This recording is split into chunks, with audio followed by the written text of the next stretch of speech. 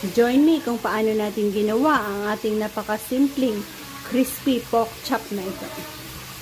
So, yan.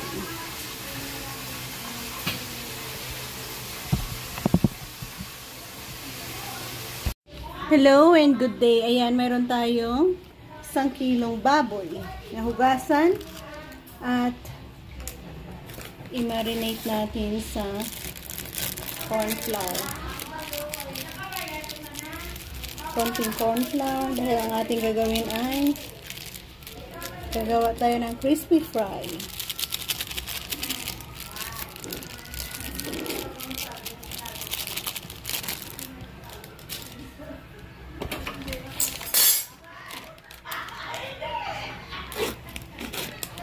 So, ang gagamitin natin ay yan. Ang style ng ating baboy ay slices din na ganyan. So, join me guys sa kung paano natin pasarapin at gawin perfectly ang ating pag-fry dito. So, haluin natin yan by hand.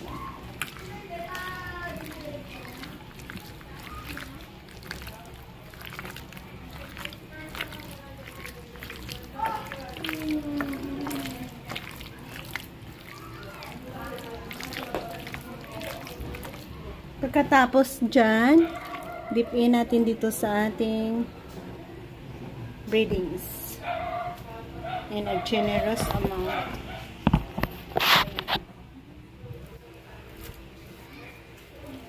Ito yung lang ka-easy. And direct fry natin yun.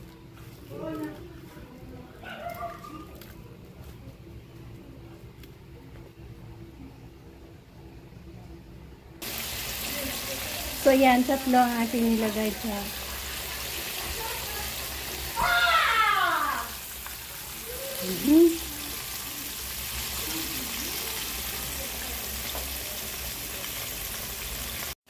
Ayan, nag-brown na, pero hindi ka tayo nag-crispy dyan.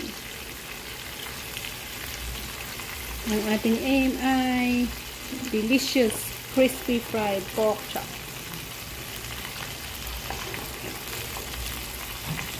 Yan, subukan natin tayo ng konti. Masubukan ang taste, lasa, at crispy niya.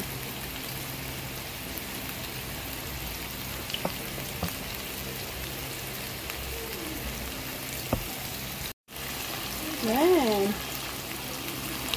At,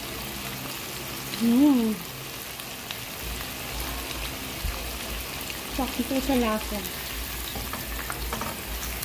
Kulang pa sa crispy.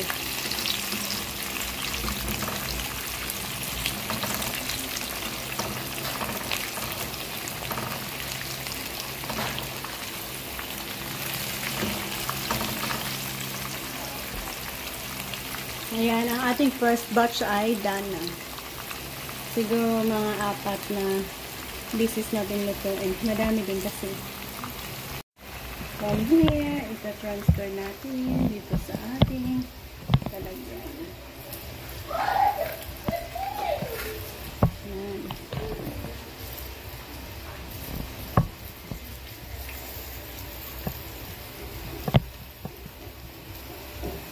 Dalawa. Tatlo.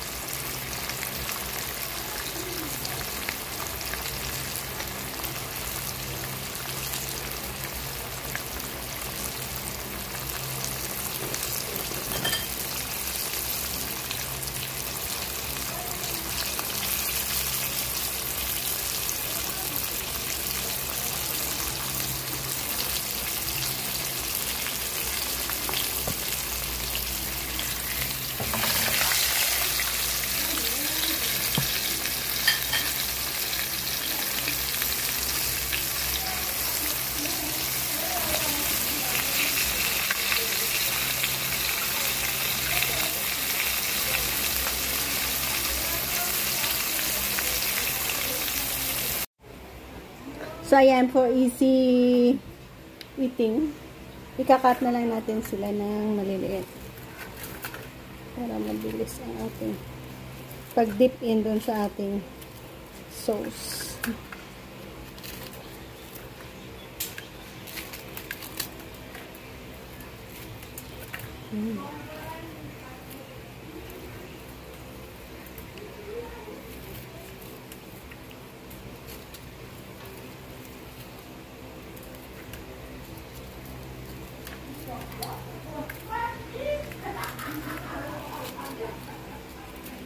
So, thank you guys for joining me. Ayan.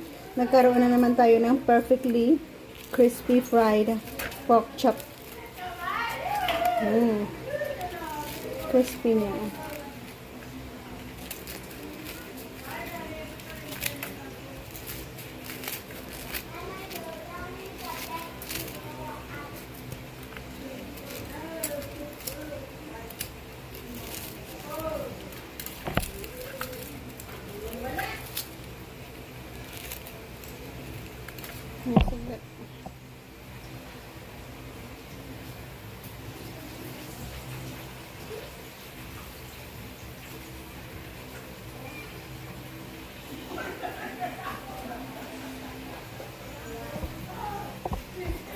Ayan ang ating second batch.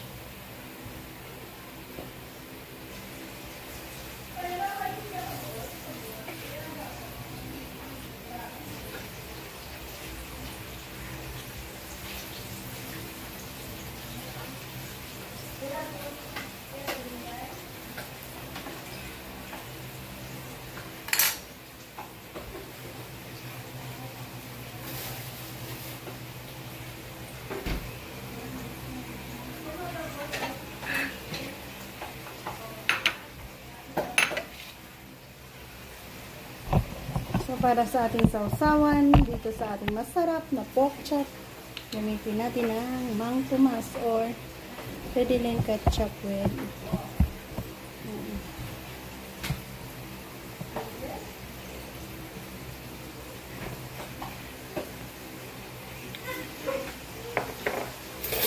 matikman na ang kanyang lasa. Unang subo para sa inyo. Thank you for joining me again sa ating reseping masarap. Perfect.